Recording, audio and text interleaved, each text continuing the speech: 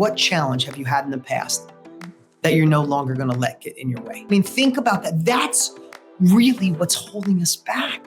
The capabilities are there. You have the opportunity, especially if you're in our world, to be a part of our community.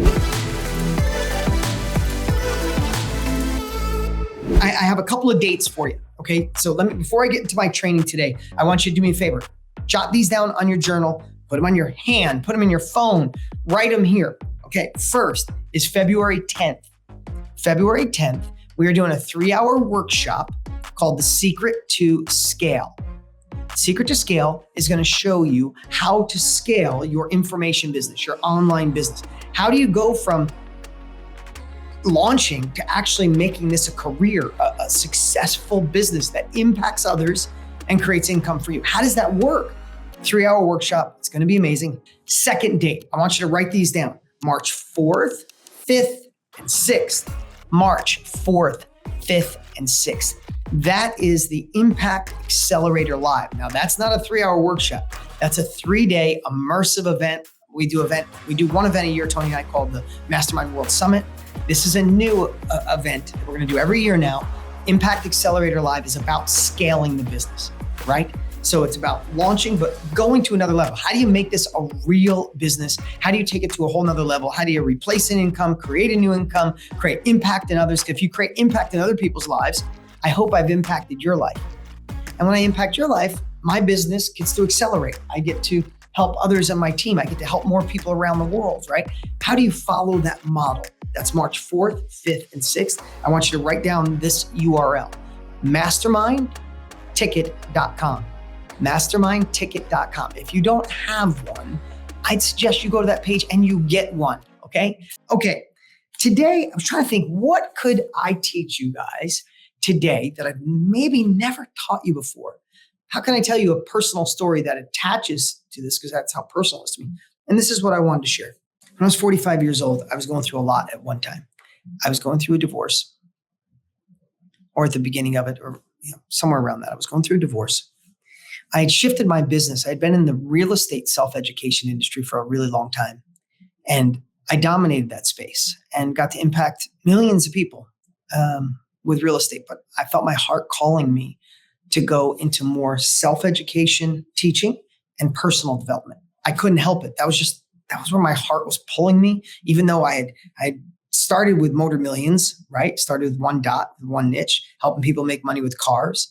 Then I did real estate for so long. I went into helping people make money with real estate and dominated that space over a 10-year time. But my heart was called to say, there's so many people that need to be in this same industry. Look what I've done. And also, if they don't have the right mindset, right? You see like Accelerated Success Formula, that was a result of switching from real estate to personal development. You are the prime example of it, right? Because you're here. And I made that shift. And when it shifted, it was like, all right, you're doing this. I went all in. I'm like, I'm going from real estate into this. People need personal development. They need to know how to be in the self-education industry. So I'm shifting that. And I'm going through a divorce, or at the start of a divorce. And I have to tell you, there's some other things going on in my life. I worried about my kids, right? If you've been through a divorce, I hope not. And I'm not an advocate of divorce, but it was happening. There was no unwinding it. And as I was going through, all I could think about is my kids. There's a lot of things you can imagine. Kids, time. Am I going to be single forever? Am I going to ever meet anybody that loves my children the way I do? If not, I'll be a single dad forever. I'll be a great single dad. And what about my business? And what will people perceive of that? And will my kids lose faith in relationships and all the things, right? You can imagine. And I went and saw my dear friend, Tony Robbins, as one of the things I was trying to do to get my head cleared. Like, I'm transitioning my business. And while I'm transitioning my business, one business is going down. The other one didn't start to go up yet. And I still got 100 employees and costs. And I didn't lay off one single person, even though my revenue went down by a significant amount. I didn't lay off a person, right? We're transitioning that. I'm going to go through a divorce. Everything's going to have to get split, separated. It's our attorneys. All this stuff is going on. I go see Tony, and we've been there for each other on so many levels, and I feel blessed that I can go see him. And I'm at his house, and there's lots of great stuff he shared with me. This is the one I wanted to share with you today. He he looked at me after lots of conversation, and we were talking about all these individual things. And he just looked at me and said, "Can I ask you something, Dean? Who do you want to become in your 50s?" In my head at first, I'm like, what the hell does that mean? Dude, I'm going through hell here, brother. Give me, and like, as I'm thinking, I'm like, wow, that's a deep freaking question. Who do I want to become in my 50s? He didn't elaborate much more than just saying that several times. And I started thinking,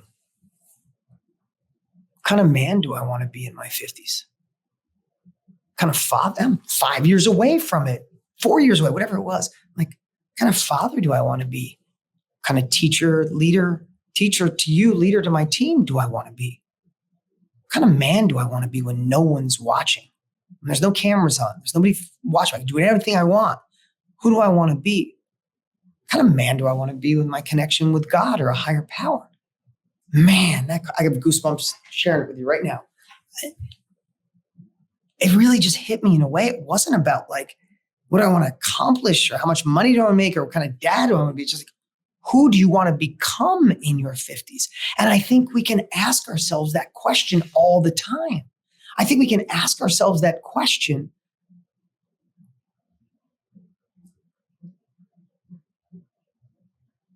in any area of our life because it's the one question that solves lots of questions.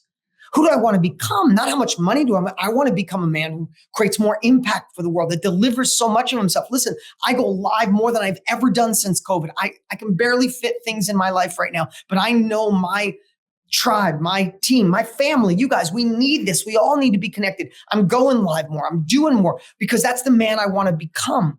I've decided to go deeper as a parent, as a husband, as a son, as a brother in so many areas, how to be so when I started thinking about this, oh my God, it transformed everything for me.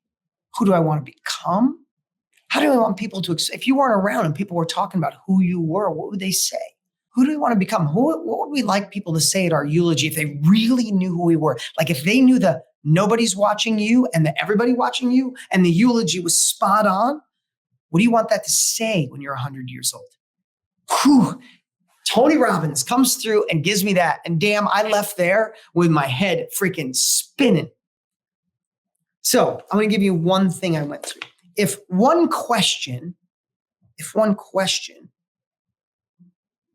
can solve a lot of things at once, where else could I maximize one thing? Hear me now. We're really busy. How could we maximize it? Is there a way to leverage decisions and actions where one thing could actually solve lots of problems? You never heard me share this, I don't think. What's one thing that could solve lots of problems? That one question made me think about so many areas of my life. It's like a pyramid, that one thing sitting up top. So where else could I maximize that time? Here we go. So I'm going through a divorce. I'm going to give you this as an example. I'm going through a divorce. There was no turning back. It was happening. And I was freaking myself out. You've heard me say that before, probably, if you're part of my family, if you went through ASF, I'm sure I talked about it. I don't remember exactly. But I want to tell you some of the things that were freaking me out. Okay? I want to share them. That I just miss my kids. I take my kids to school every day. I made them lunch every day. Picked them up for school almost every day. Every Sunday, we had a family meeting. I coached. At the time, I was coaching Little League and coaching softball. I catch for my daughter when she does softball practice. And all I can think about is, I'm not going to be there half the time. I'm not going to be there half the time. I'm going to miss them. They're going to miss me. I thought, would they get fragmented? Would they be somebody for their parent, for their mom, and somebody for me? Would my kid's mom talk crap about me behind my back? Like that happens a lot. Even people who try to do it as friends, there's crap that happens, right? I said, would they feel, here's a big one, would they feel the way I felt? My parents were married 9 times. Divorce was horrific for me as a kid. They didn't do it elegantly. They hated each other. So it was ugly every time. Stepbrothers, stepsisters, all this crazy stuff. Would my kids lose faith in what a relationship could be? Would they follow their parents? Am I following my parents? I started to think about um, all the traditions that I had created up until that point? Would they lose their traditions? I also thought about things like I travel a lot for business. So what if it's my week and I'm traveling? Could I go 2 weeks without seeing my kids? At the time, I want to share something with you. They were, littler than they are now. I thought about if I thought about going more than 3 days without seeing my kids, I literally could put myself in a panic attack, an anxiety attack. And you got to understand something. Since my former wife and myself went many years as friends, and this is getting too personal. I slept in the guest house and guest room for many, many years, and we were just co-parenting. But I was there. And the thought of not being there was triggering this massive, I had a block. So let me ask you guys, have you ever had something that when you face it, it seems so scary that it blocks your thought to have vision for a compelling future? It blocks your vision to understand that things will get better. Like you just think, this is so screwed up. This is so screwed up that I'm never going to be okay again. I'm going to miss my kids forever. I'm going to have this empty pit in my belly every time they're not around me. They're not going to get my influence, and not that their mom's influence is bad, but I want them to have mine all the time. And then will they lose traditions? What if we parent different? What if my house is like not the house they enjoy? They want to be at their mom's house. All these crazy things. And then what if I find somebody who doesn't? All this stuff is driving me crazy. So picture that pile of, can I just say it like this pile of shit? I'm focusing on all that pile of shit. And I'm freaking myself out. I've never got this detailed on it. It's why I was pushing myself into anxiety. I never had an anxiety attack in my life. I didn't want to get on planes. I was afraid to get in an elevator. I was literally freaking myself out because I was focusing on all the shit that could go sideways, right? I wasn't focusing on the fact that things could go in a good way. So now all that stuff is causing problems and anxiety. And I'm like, so what are some possible solutions? I started doing all this. Now, I'm telling you my story, guys. This isn't about me just telling my story. I want you to insert whatever it is in your life. And I'm going to tell you how we can get to this pyramid of, is there one thing that could solve a lot of your problems, right? So possible solutions. Yoga. I started taking yoga and meditation to try to ease my anxiety. I was journaling every single day. I was reading books. I got a therapist. I was meeting with experts like Tony and my buddy, Dr. Daniel Amen. I went and saw my buddy, Brendan Bouchard, and I could work harder on it. I could get new traditions. I could just suck it up and deal with the pain. There's a million possible solutions. And I was doing all of them. I was all over the place. I used the tapping method. I was doing this other thing that Tony suggested. I was meditating, listening to music. I took a course on trans and something meditation, TM. I went through all of it. It was a lot. Still kind of freaked out. So I started thinking in this process, I don't know why I thought this way. I don't. Maybe because of Tony's one question. But I started thinking, there's got to be something. There's got to be something to get me through this shitstorm, because I can't focus on, listen, the fact of the matter is my kids didn't see their mother and father hold hands or be affectionate most of their lives. They saw two polite parents who didn't fight, who did a lot of things separate. I'd take the kids here. She'd take the kids there. The fact of the matter is my kids never saw love. They never saw connection. They saw really polite parents being friends. There were so many valuable, positive things that could happen, but I couldn't focus on any of them. I was all freaked out. But I started thinking, is there a way to solve this with one thing? And I'm giving you this to think of a pyramid. Today, if there's a problem you have to solve, I wish I was on a whiteboard, but I want to think of this as the one thing. And if this is the one thing, right? And this was all the stuff I read, all the problems, right? All the problems, the worry about my kids, and then the possible solutions, the yoga, the meditation, and all that stuff. Is there one thing that could solve all of it? Sounds like a big thing, right? Well, guess what? I felt like when I was going through it that I was in the middle of I was in a boat. I left my safe harbor. I'm out in the middle of a tornado. There's 20-foot waves. The wind is going. And my boat's going to sink. I'm freaking out, freaking myself out. And then all of a sudden it hit me. It hit me.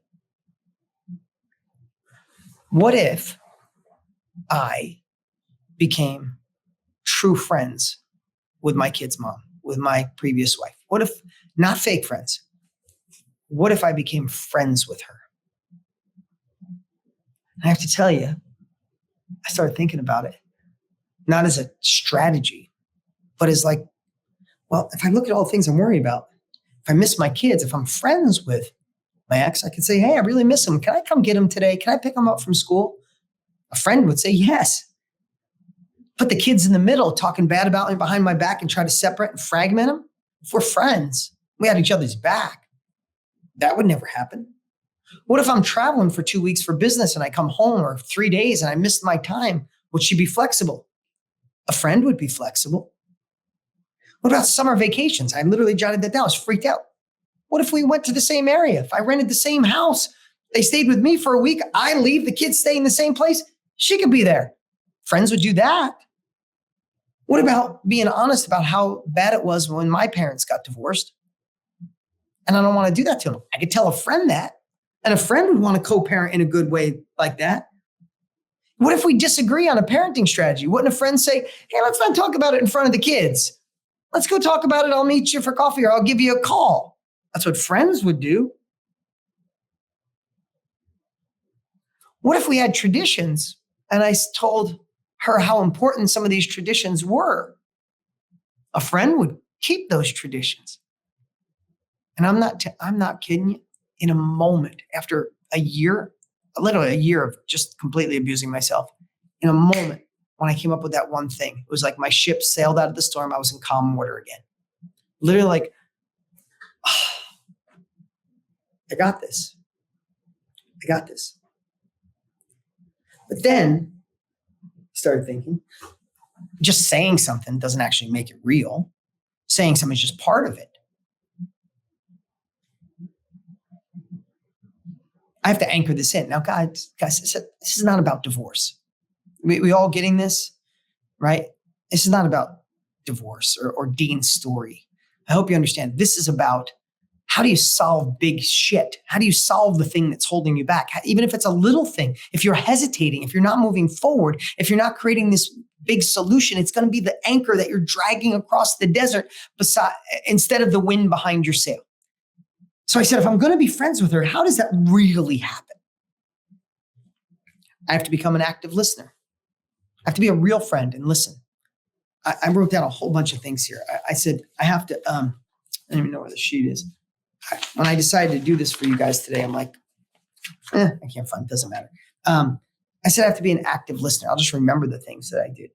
I said, her voice has to be just as strong as mine. I have a pretty strong voice, right? I own businesses. I go when I want something, I just freaking do it. I can't just diminish her thoughts. I have to appreciate her ideas and thoughts as much as mine. I have to have no ego. This was a big one. No ego. This was the biggest one. This is what I told myself every day, because some days got a little crazy. I have to replace all emotions that may be triggered with compassion. Ooh, that's a brutal one. I'm not Mother Teresa by any means, but I worked on it. You know, when we were going through mediation, right? We decided to go through mediation as friends. We met and laughed sometimes. And the mediator's like, you two are insane. Like, you're really friends. I'm like, yeah, we're really friends.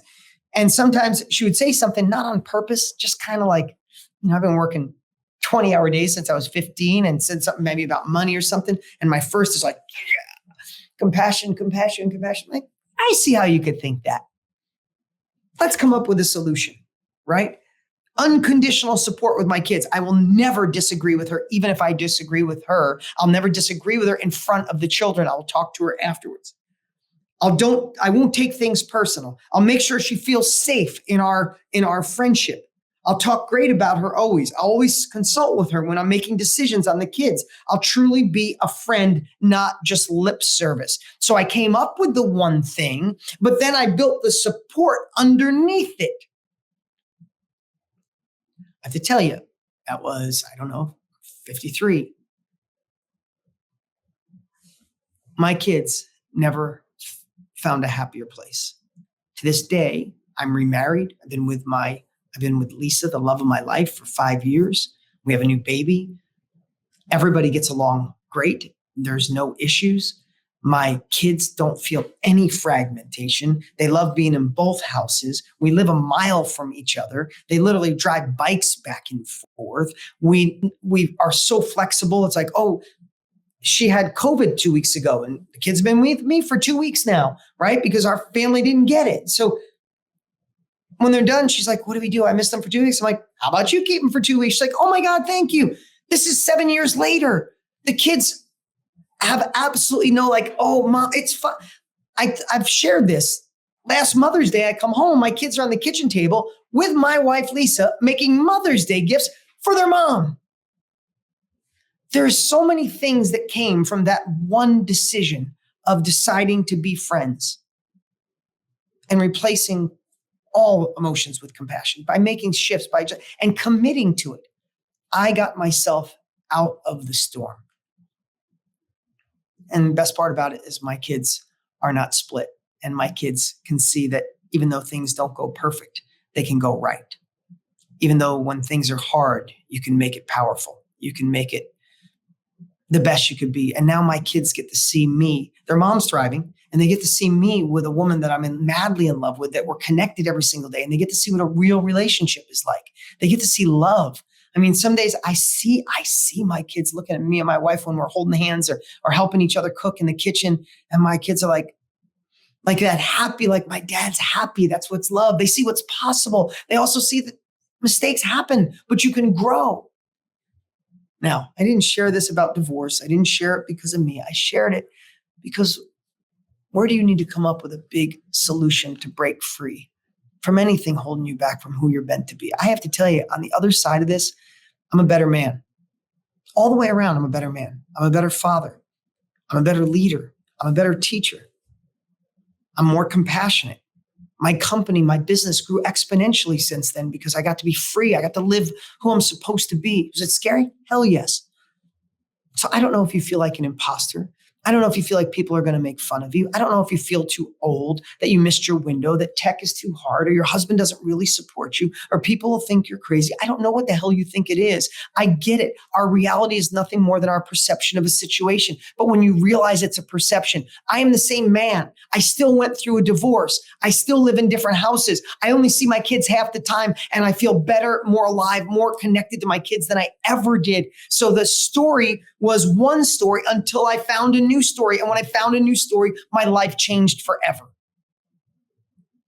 Tony always says, change your story, change your life. That is the epitome of that. We all have stuff. We all go through tough times. It's not if, it's coming. Problems are coming. Challenges are coming. It's how we handle it, what we focus on. And if you can find one thing that helps solve lots of things. If you could say, hey, I'm worried here. I need to find more confidence or more courage. I need to finally sit down with my husband and say, this is the woman I am. And I need you to support me like I would support you. I don't know what it is. If you tell your friends, hey, you could make fun of me. You think it's so, this is my life. I'm going for it. I hope you support me. Right? I don't know what you have to turn towards, but you have to turn your ship towards it. You have to find that solution. You have to find the things that empower the solution and freaking pull the trigger because time waits for no one. We're moving fast. Let's not delay. Guys, it's one of the most personal stories I've ever told. And guess what?